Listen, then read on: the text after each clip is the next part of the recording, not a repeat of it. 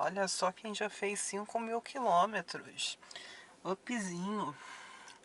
Dia 15 de agosto que eu peguei esse carro, ele já está com 5.054 quilômetros. Hoje é dia 25 de outubro, né?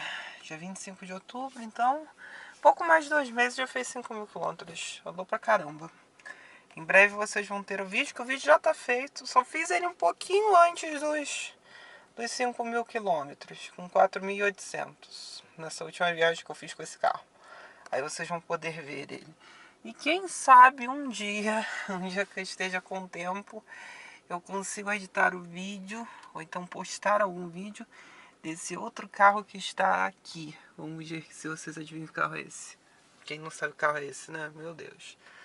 Ou então me digam o nome da cor, eu quero saber o nome da cor, o ano desse carro, o ano desse carro, a cor do interior, que isso é mais difícil, saber que carro é, qualquer um sabe, né? E qual é a grande incógnita desse carro, qual é o grande diferencial desse veículo aí que vocês viram, um tiquinho dele, tá bom? Aí já em breve vocês vão ter aí o vídeo dos 5.000 quilômetros do Up Motion aí pra vocês, tá bom? Agora vocês assistam aí o vídeo. Vamos falar de muita coisa, tá bom, pessoal? Curtam, compartilhem, discutam aí embaixo. É isso então, valeu.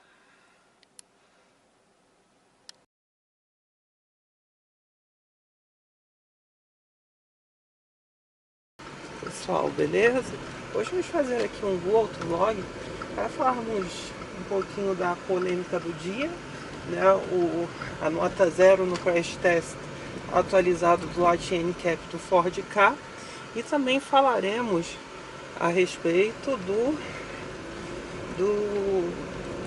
das impressões ao guiar do Chevrolet Equinox com motor 2.0 Turbo Ecotec, que foi uma experiência muito legal. Bom, eu já tinha descido o cacete no Onix, né, quando ele ganhou a nota 0 no crash test de impacto lateral. Antes que falem do Up ou do Polo, o Up já foi testado nos novos moldes do Launch NCAP e conseguiu manter as 5 estrelas. Hoje ele talvez só não seja 5 estrelas por não ter controle de tração e estabilidade, né? Aliás, o controle de tração tem no TSI, mas não tem controle de estabilidade, né? Que é algo que eu acho que faz falta sim. Mas enfim, o Ford Ka foi uma surpresa muito negativa. Por quê? Ele deriva da plataforma do Fiesta, só que empobrecida para ser um carro popular.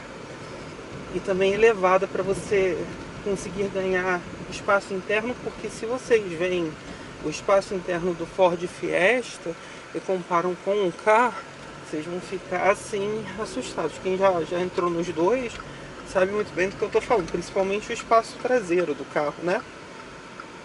E esse carro, ele novamente é aquela questão, né? Que a nossa vida vale menos que a de um europeu. Por quê? O Ford Ka vendido na Europa, ele utiliza a mesma plataforma e tal, mas ele tem um desempenho melhor, porque ele tem reforços na estrutura que não existem no modelo brasileiro.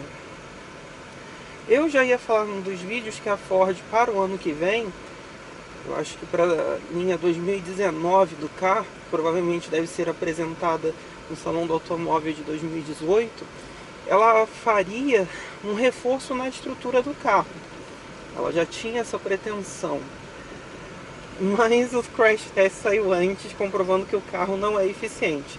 Muita gente vai criticar, então o Ka não é eficiente, o Onix não é eficiente, então o HB20 é eficiente. O HB20 nunca foi testado pelo Launch NCAP nesses moldes atuais, né? Então só depois disso que eu vou poder falar qual que presta. Mas o Polo se deu bem, né? Se eu teria um Polo, teria. Mas assim, eu achei ridículo o crash test do carro, porque fica assim aquela velha impressão de que nós valemos menos do que um europeu ou de que um americano, sendo que nós pagamos muito mais caro pelo mesmo produto, né? Um produto, aliás, mesmo produto, vírgula, né? Um produto menos eficiente, dinamicamente dizendo, em termos de uma colisão, né? A nossa vida vale menos. Mas assim, haverá o reforço da mesma forma que a Chevrolet também se comprometeu a fazer no Onix, né? Que o Onix já é a segunda vez que isso acontece. Quando foi o primeiro crash test, o carro ele se abriu ao meio, com a frente. Ele se abriu aqui na parte central do carro. Aí a Chevrolet, a partir da linha 2015, fez um reforço aqui na parede de fogo do carro, que ficou mais resistente, ela parou de se abrir numa colisão. Né? Agora eles vão reforçar a lateral do carro. Ou seja, quem compra o carro logo de cara vai sempre quebrando a cara, né? Porque vão lançando uma coisa superior, mais evoluída. Mas a questão que fica é como a nossa vida vale menos quando comparado a um europeu e como o governo não faz nada em relação a isso, né? Aceita isso passivamente.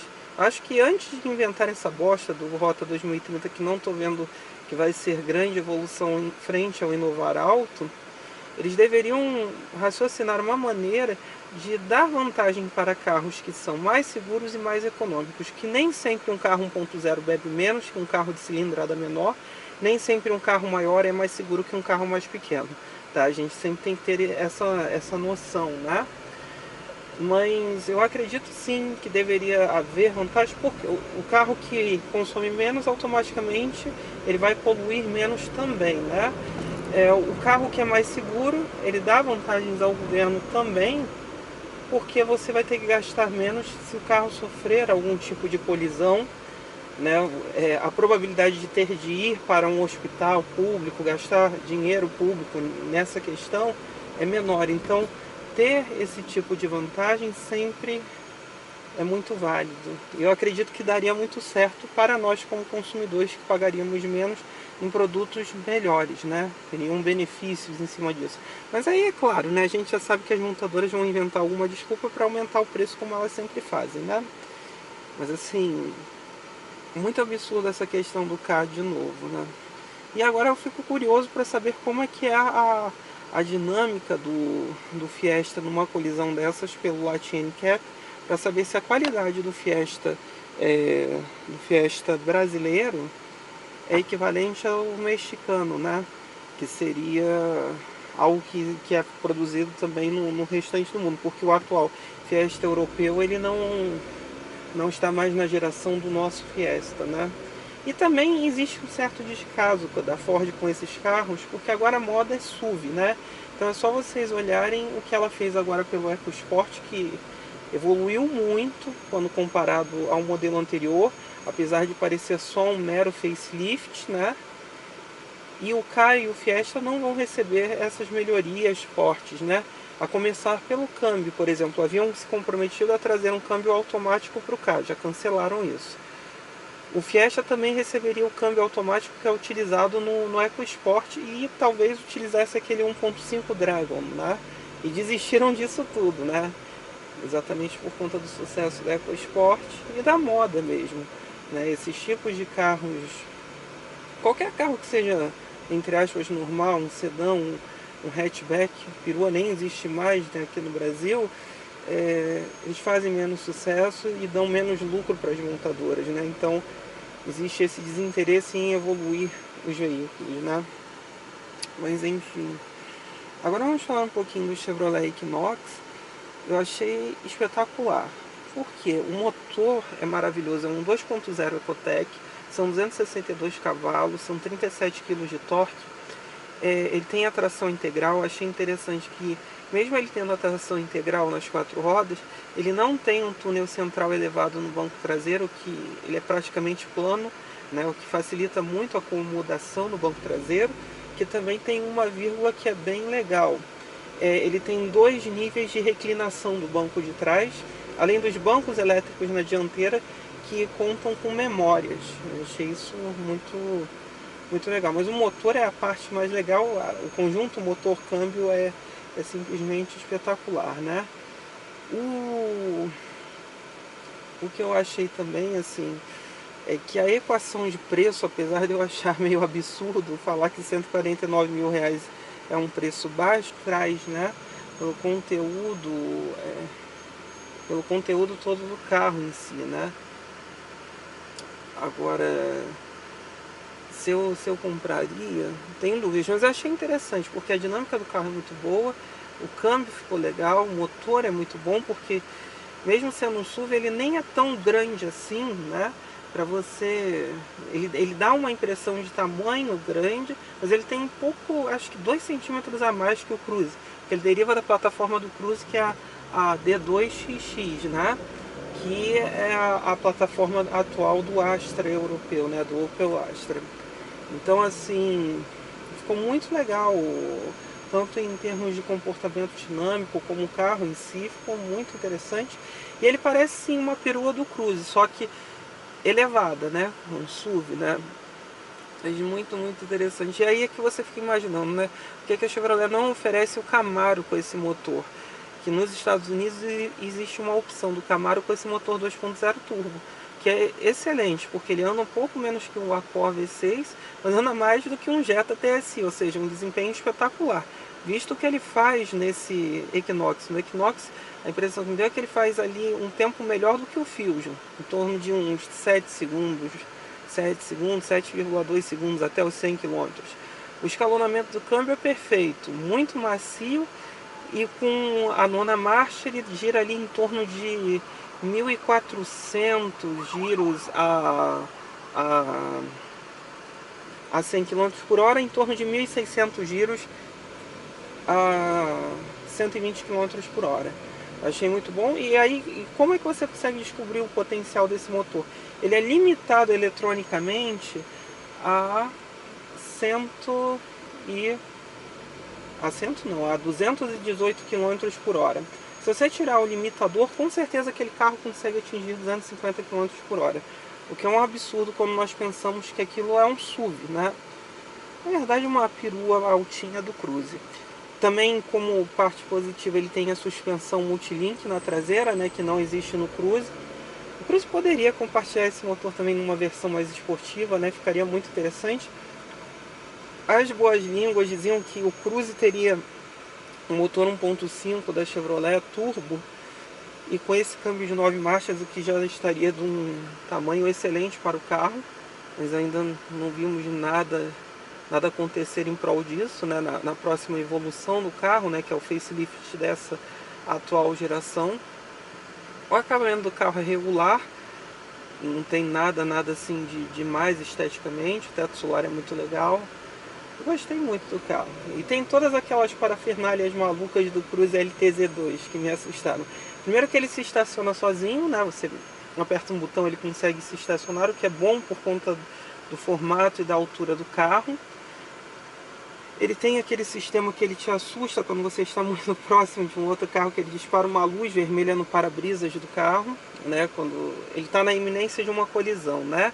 Ele também tem um sistema que faz o volante vibrar quando ele percebe que você está andando quase em cima ou em cima de uma faixa e não liga a seta. Eu achei bom o carro ter essas coisas, né? Já que estamos pagando tão caro, são evoluções muito interessantes. Muito confortável, muito cômodo. Só não teria porque é um carro muito alto. Eu não gosto desse tipo de veículo.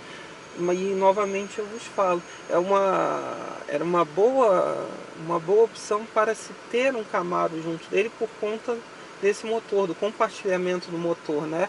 E quem sabe com o fim do Inovar Alto, que muito provavelmente com o fim do Inovar Alto, aquelas importações independentes devam voltar a estourar de novo aqui no país, talvez muita gente vai importar esse Camaro aí nessa faixa dos 120, 130 mil reais, o que seria uma ótima opção, que é um baita motor, um motor que está muito bem desenvolvido, um turbo semelhante ao que é utilizado na BMW, né, agora eu não vou saber o nome dele, Twin Power Turbo, não é Twin Power Turbo que se chama, é um turbo de duplo fluxo, né, é muito interessante, é muito, muito gostoso. Então, assim, eu acho que dos SUVs seria a opção mais interessante, principalmente quando você compara com o que existe nessa faixa de preço, que o Tucson é 1.6 com câmbio de dupla embreagem, né? E não chega nem perto do desempenho desse Equinox, que é muito maior por dentro, tá? Então, assim, se vale a pena? Depende se você está a fim de gastar tanto dinheiro num carro desses. Eu acho que eu talvez ainda assim insistiria num Fusion, porque eu gosto mais do perfil do Fusion, né? Ao contrário do Equinox, que é um SUV. A Chevrolet também poderia trazer um Malibu, que também seria uma grande opção, que é o sedã médio grande deles, né? Que competiria com o Fusion, com a Accord, com o Camry, né? E que eles já chegaram a trazer aqui ao Brasil e desistiram do carro, né? Mas enfim, é mais uma opção no mercado. Agora vamos vendo como é que as coisas vão lidando, né? Com o mercado que está bem louco e com essa questão do carro. E também, muita gente vai criticar o carro, mas o HB20 não passou nesse teste mais atualizado. Já imaginaram o Renault Kwid? O Renault Kwid ele me causa muita dúvida quanto a esse tipo de teste, né? Me causa muita dúvida. Acho que eu fiz besteira, eu devia ter ficado aqui logo direto.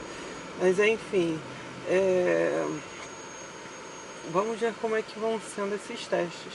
Se bem que o Duster, eu estou agora olhando ali um Duster, o Duster já fez nesse ciclo atual, o Duster não, foi a Captur, e ganhou 4 estrelas, então assim, não sei, estou confuso com isso.